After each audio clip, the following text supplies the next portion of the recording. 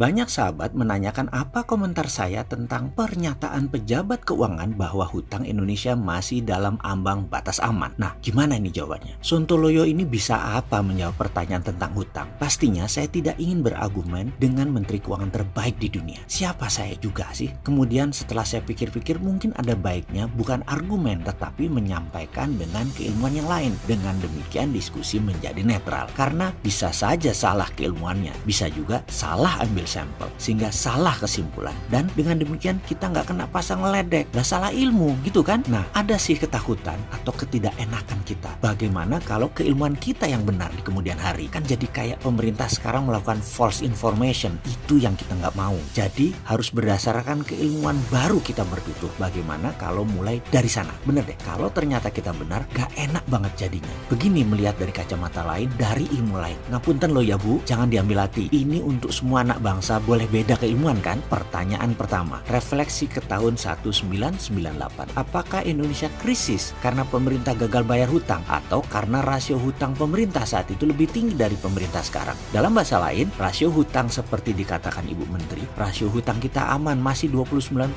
dari PDB, di mana batasnya 60% sebagai batas bahaya atau krisis. Kembali dipahami pertanyaan pertama. Di Indonesia di tahun 98, krisis karena rasio hutangnya tinggi atau karena gagal bayar hutang? Fakta adalah di tahun 1998 rasio hutang kita di batas aman, dalam kurung baca seperti sekarang. Tetapi dalam sekejap rupiah melemah jadi 15.000 dan Indonesia gagal bayar, menjadi negara paria, menjadi negara lumpuh. Jadi kembali ke pertanyaan rasio aman. Kita aman secara buku, namun rentan secara kemampuan bayar kalau rupiah mendadak jadi 17.000 atau bahkan jadi 20.000. Kita Indonesia langsung lumpuh. Setuju dengan keilmuan sederhana ini atau masih percaya rasio aman? Artinya aman 100%. Boleh lanjut. Ini monggo loh. Saya ini dianggap Sontoloyo nyinyir, monggo loh ya. Selama pakai keilmuan lain berdalih data, monggo. Jangan sampai pakai emosi mentang-mentang penggemar berat seseorang lalu beda ilmu dianggap salah dan pendosa. Ngapunten loh ya bikin emosi. Lalu masalah hutang dilihat dari asal yang berhutang. Apakah hutang pemerintah, hutang BUMN, hutang swasta, plus off balance sheet liability lainnya. Lalu kita melihat bagaimana kita nyaur atau nyicil hutang tersebut atau membayar kewajiban hutang tersebut. Apakah dengan berhutang lagi alias bayar pakai pinjaman hutang baru lagi, atau dengan pendapatan proyek atau dengan jualan aset, dan banyak lagi caranya. Dalam tahun 1998 masalahnya hutang negara, hutang swasta, hutang BUMN menumpuk di satu tempat, tapi semua hutang mata